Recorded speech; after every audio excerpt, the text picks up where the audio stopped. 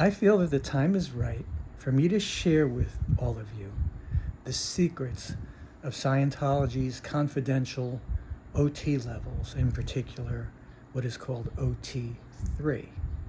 And by secrets, I don't mean the secret information that only privileged Scientologists who pay for and qualify to receive the what's called OT3 material packs to study and to apply the procedures. I mean the secrets behind those packets, the secrets behind what's written in those packets, and the secrets behind those procedures, what's really going on, not what Scientologists are indoctrinated in and trained and taught in when they read that information, but the secrets in putting that together, the secrets of what that really does and why. So let's start with this. In Scientology, what's called OT levels. OT, short for operating thetan. Thetan being a word that L Ron Hubbard used to mean spiritual beings. By calling it thetan, and the whole idea of Scientology's particular language, vocabulary, is sort of a typical cult means of creating a vernacular to sort of imply or impart the idea that those who use these words and understand these meanings have special knowledge that nobody else has. But OT simply means thetan meaning spirit, operating thetan, or spirit meaning somebody who, in theory, functions with spiritual abilities that other people don't commonly have. That's what OT means. And levels is because the materials of Scientology that those involved pay for and move through. It's the idea that you ascend through various levels of functionality, capability, awareness, suggesting that there is such a thing as levels of spiritual ascendance. And there are no generic levels of spiritual ascendance that are real and factual. Just the idea and the agreement within a cult or a group that they have arrived at a certain state of existence relative to other states in this projected idea of levels. Again, it's fiction. I guess the only accurate thing you could say is somebody's completed the material of an earlier level, so they are onto the next level. Like many or most things, culturally, the truth is, Scientology is very much about status. If two Scientologists meet for the first time and say, "Oh, you're a Scientologist too," well, I assure you, the first question they're going to ask after establishing that they're both Scientologists, what level are you?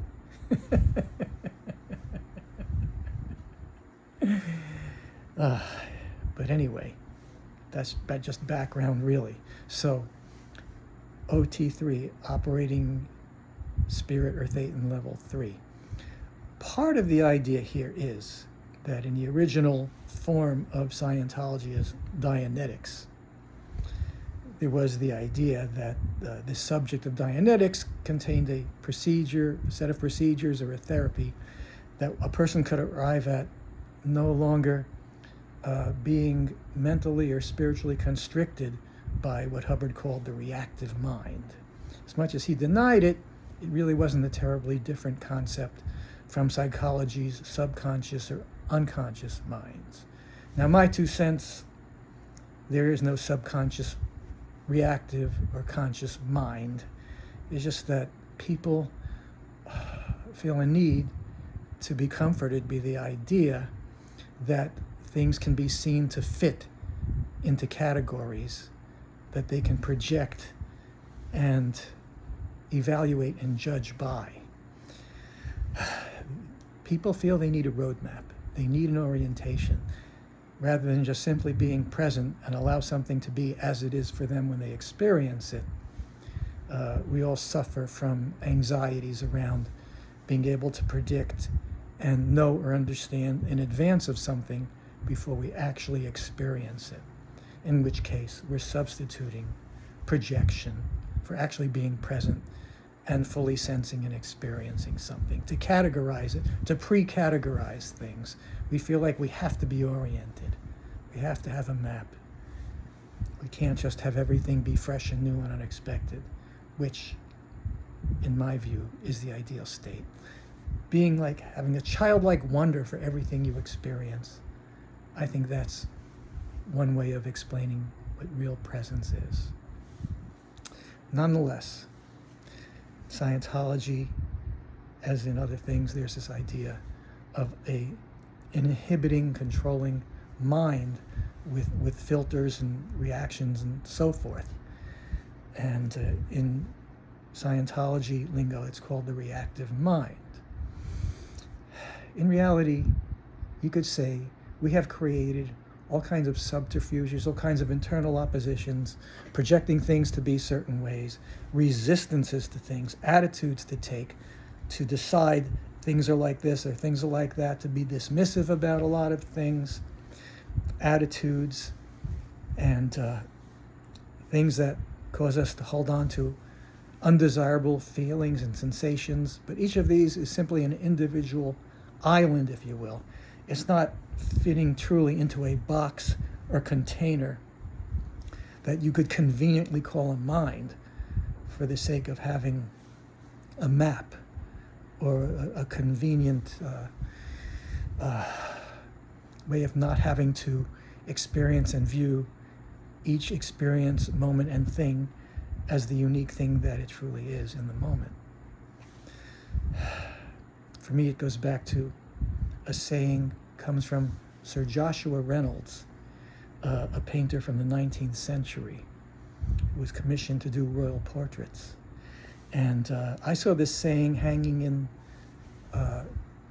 Thomas Edison's laboratory in West Orange, New Jersey, when I was a boy in the 3rd grade. It's basically, well, this is what it says. There is no expedience to which a man will not resort to avoid the true labor of thinking. We want to have things defined and categorized. And that's why we come up with explanations of people having unconscious, subconscious, or in Hubbard Scientology terms, reactive minds. These concepts only get you so far. Anyway, I suppose I'm digressing, but I want to give you a full background as much as possible. So through the dogma and theory of Scientology, when one experiences enough Dianetics procedure, supposedly, one completely erases and removes this inhibiting reactive mind. And in Hubbard's books, in his theories, according to that, you're like a Superman. You have eidetic memory, or, you can remember anything and everything. That was disproven in the 1950s, and Hubbard kind of backed off from that particular claim. But you are free from neurotic compulsions, undesirable behaviors, and feelings from repeatedly happening. You're no longer held down by depressions, anxieties. Your behavior is always fully logical, and you're kind of a new level of being. Needless to say, that doesn't really happen. You can actually refer to a video I made several years ago called Let's Talk About the State of Clear. Cover that in more detail. But more relevant to what I'm speaking of now, the idea in Scientology, this relates to OT3 and the OT levels, is that you achieve this state of clear, of supposedly no longer having this machinery and this unit controlling or affecting your thoughts called the reactive mind. And so now you're liberated and you're happy and able to react well and logically to anything and everything. You don't exhibit any undesirable behaviors, attitudes, feelings, etc. And after a certain point in the history of Scientology, Hubbard added to his sequence of procedures that in Scientology are called the bridge or the gradation chart of one level after another to extend it. Some would say, my being one of them, that this was really about creating new revenue streams, new income sources, and more expensive services to channel people through after supposedly having achieved this state of clear. So continue to keep them in the fold and keep profiting from them, keep them supporting and contributing, etc. Not that these were completely without effects on a person. Now, what I found interesting about OT3 level and related levels, which is that commonly, I've observed this for myself, I've seen this over and over, people who do the procedures in OT level 3 have what you would call a side effect of very frequently, if not always, I'd say most of the time in my opinion, actually developing real telepathy. I've experienced so many times for myself, someone who's done the OT3 level and above, that they could react to my thoughts, comment on my thoughts. That's for real. Don't mistake this for promoting or recommending Scientology. Here's what's going on. Think about this, though. In no materials about the OT levels does Hubbard promote or claim that people can develop telepathy through doing this procedure. I'm going to explain why. Stay with me. Now, a lot of what Hubbard used, I really don't know that he originated any Scientology or Dianetics procedure. I do know where the lion's share of it came from, many different sources. One of them being the man known for black magic in the 20th century, particularly the early 20th century, Aleister Crowley. He did come across or tap into some very interesting spiritual phenomena and means of bringing it about. And a lot of us who spent time in and then out of Scientology and then looked at it from a broader scope and outside information came to see how much Hubbard stole in particular from Crowley, among others. Hubbard mentioned Crowley in one of his taped lectures, calling him his good friend, but that was anything but true. Hubbard did study Crowley's materials along with one or two other associates of his in the late 40s. But in a lecture from sometime in the 1950s, calling him his good friend, in reality, you could look up where Crowley said about Hubbard that he appears to be a con man. Understand that Hubbard's background also included a successful career as a science fiction writer. And I have met and gotten to know a few people who were involved in Crowley's, what was called OTO. I don't know if it's a coincidence that he had the initials OT like Scientology had the OT levels, but knowing how much Hubbard derived from Crowley, Hubbard did have the habit of claiming that he came up with everything all by himself and throwing a lot of people under the bus who were the sources of what he was issuing as his own in Scientology. But the people I know or knew had conversations with who were in the organization founded by Crowley, they actually laugh about L Ron Hubbard and Scientology. They're very knowledgeable about how Hubbard stole some of it, watered it down, twisted it a little bit for his own means, and he was basically a charlatan in that way. And from a perspective of somebody who's familiar and studied and applied the Crowley materials, which I'm not advocating for either, but just giving you the information. Hubbard was kind of a faker, but he did steal and call his own certain things that, quite a few things actually, quite a bit, that were actually spins on Crowley's materials. And this certainly applied to OT3. So let's talk a little bit now about OT3 in particular. Now, the materials of OT3 that Hubbard provided, that Scientologists get indoctrinated in, include a story, which some of you may have come across, because all the stuff that Hubbard kept confidential within Scientology that you couldn't know about without qualifying by spending money and doing the prerequisites and whatever they might be.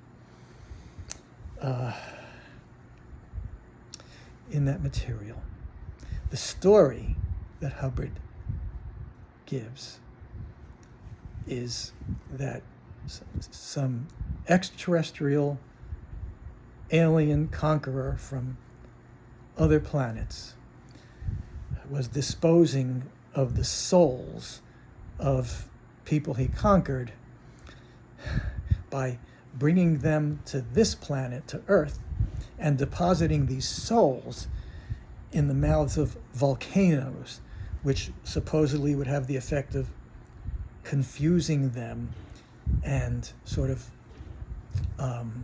degrading their capabilities and their thoughts, their ability to think and be, and that and that each of us is infested with uncountable numbers of these degraded spiritual beings in and around our bodies. Hubbard used the term BTs, or body thetans, for these things. I think he really came to believe in these things and became very paranoid that he himself was loaded with them. Again, remember, he's a science fiction writer, but another thing about Dianetics and Scientology is Hubbard seemed to project all the time in the procedures he would create to be done on everybody based on his own mind, the way he saw things, the way he felt, and projected everybody else to have the same things. So perhaps he really came to believe in these body thetans. But anyway, that was the story. And the marketing point of this, so to speak, is that having promoted the idea that once you achieve the level of clear, you should be basically home free. You no longer have any internal mechanisms screwing up your emotions, your perspectives, your behaviors, and your thoughts. So very handily, because anybody who's ever gone through this and attested and was declared or attested to have achieved the state of clear, anybody, didn't take long before they were questioning everything, because they sure as hell still had a lot of their stubbornly held protective attitudes, ways of being not their self, and falling into attitudes and personas that were detrimental, and having various undesirable feelings and sensations, flawed behaviors, inappropriate ways of being, everything that wasn't supposed to be anymore once you were clear. I went into this in more detail again in that other video you can see of mine called Let's Talk About the State of Clear. But it really created a culture of people questioning themselves silently, keeping it to themselves, worrying that there was something particularly wrong with them and everybody else who attested to clear really was, or, using this to make less of other people, saying, look at him, he's not clear, he's an asshole, look at what he just said or did, whatever, but it really created, you could say, a very, to use Hubbard's term, aberrated culture. It created a lot of people questioning, is it that this stuff doesn't really work, or is it me? But having invested into it so heavily, feeling there was no turning back without admitting or conceding that there was either something desperately wrong with themselves, or that everything they invested themselves into so thoroughly in Dianetics and Scientology, that they were, in some sense, embarrassed internally that they've made a fool of themselves with all the positions and posturings they've taken towards the rest of the world, themselves and others, about being a Scientologist with these special information and special abilities, when sure feels like maybe it's not so. Well, Hubbard came up with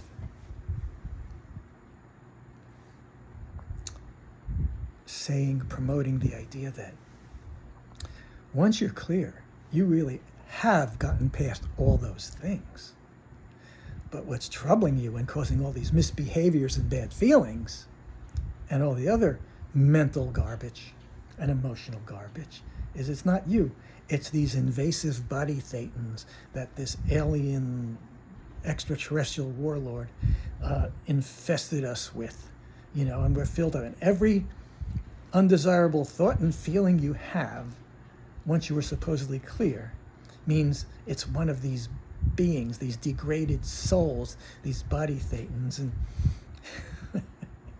And OT3 and several levels after that are really all about finding, spotting, and liberating from yourself, or removing all of these body thetans. So basically, all the personas within you, the selves that are not who you really are, all the stubbornly held defensive attitudes and feelings of anxiety and hostility and fear and hopelessness and doubting your self-worth, feeling unworthy, all of this, it's not you. You're clear, but you need to detect and liberate from you, or get rid of, these alien spirits, these souls that are actually where these feelings are coming from. Kind of clever in that this served to keep people spending and participating, for some people, for 2, 3, maybe more decades, spending hundreds of thousands of dollars involved in these procedures.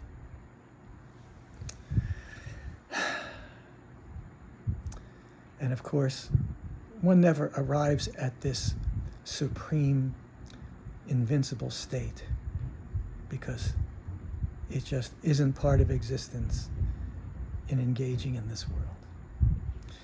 But now here's where the telepathy part comes in.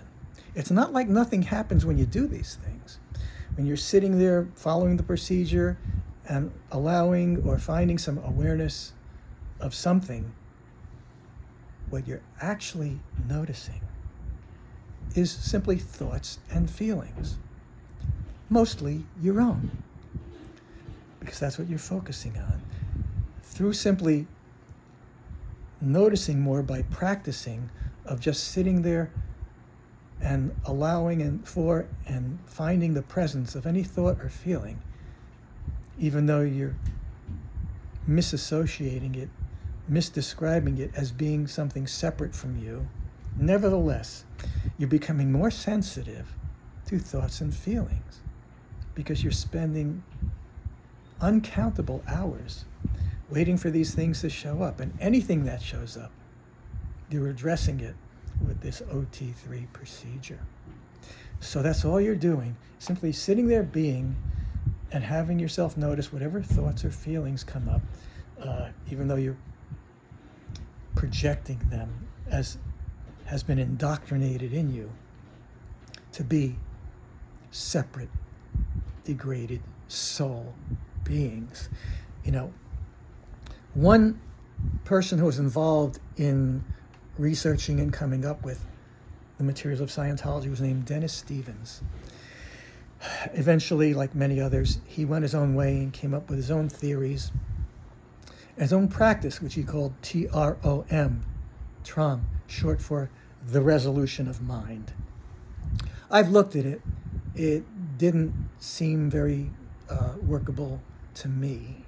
Some people find it useful. But one statement in there I found very, very salient. Case, which is the Scientology word for all the emotional, mental debris inside of you that needs solving,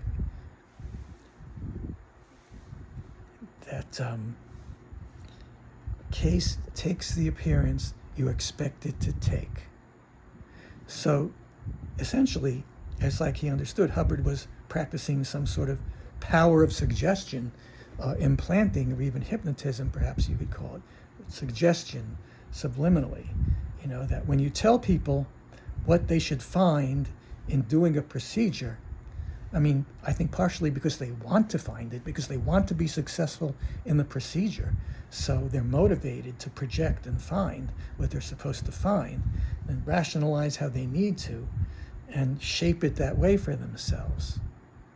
So if you are sitting there doing this procedure and a thought or a feeling comes to mind, well, yes, it's not hard to understand how you're going to see this as some other being and develop a whole story around that other being, that degraded soul, and connect with it. And when you actually process something, that's what you're doing, you're connecting with it. Now, this is only a partial connection when you're doing it this way, in my opinion, because you're not owning it. You're not accepting that it's yours. But you are connecting with it, and there's some sense of relief, some sense of it going away. But again, understand, this is a thorough indoctrination, and hours and hours and hours and hours spent just simply sitting there, having consciousness of thoughts and feelings. You find things truthfully within yourself 99% of the time. I want to say that I'm not a disbeliever in there being spirits of, basically beings who are not in bodies, or maybe they're in bodies somewhere else, but they can still connect with you, what you might call telepathically, but basically they're actually where you are spiritually, and have that connection and understanding and know each other, or know whatever each other is communicating or projecting. I do believe in that. I just don't believe that each of us is the crossroads of the spiritual universe and is infested with hundreds of thousands of degraded souls. That's a stretch, okay? But if you understand what's happening here, you're raising consciousness of thoughts and feelings through the practice. One thing Hubbard discovered in the 50s was the practice, the idea of through practicing something, increasing your awareness of it. Through practicing something, increasing your connection with your ability to do it over and over. There was a book in Scientology, Creation of Human Ability, in the 50s. I don't know if it's still available. And many of the procedures in that were based on the idea of doing something, noticing something, looking for something, doing it over and over again. Could be an ability, you know, whatever it was. A lot of times, and this is, knowledge is certainly not restricted to Scientology, but if you practice something, if you try doing it, the more you do it, the more you try, the more you find you can do it. It's a very useful procedure, and that was part of Creation of Human Ability. Might have been something else that came from Crowley, just like I believe OT3 largely came from Crowley. I mean, the idea of finding thoughts and feelings by simply sitting there and having them and raising consciousness of them through being there merely to notice them for hours, forever, for years. Okay, so we understand this, okay? People come out of this more and more, And they're noticing thoughts and feelings, and not just their own. They're simply noticing thoughts and feelings. This is a spiritual quality that we all have. It's natural. I believe that we inhibit this greatly because it's invasive. We feel it's invasive for somebody to know our thoughts. We feel it's invasive for us to know other people's thoughts. We have a lot of anxiety around the idea of being exposed for being as weak and worthless, as vulnerable, as ineffectual, as incompetent, as unworthy as we fear we are in many ways. There's many reasons why we have resistances in us to having this awareness and having others have awareness of us and our thoughts and our feelings. So this particular technique, you could call it, of OT3, has what you call this side effect of actually having people develop their telepathy. I say develop your telepathy, okay? Nothing can give you an ability. These can be discovered within you. And has a lot to do with giving yourself permission to notice these. Allow yourself to consciously notice, have, feel, and apply these. And we have all kinds of resistances to these things based on fears and anxieties of doing harm or being harmed, of being not accepted by others, not being loved, being shunned, being found unacceptable. These are the basic resistance drives. So in doing this practice, noticing thoughts and feelings, the more you do it, the more you notice things. And again, I've observed this many times with people who have done these things.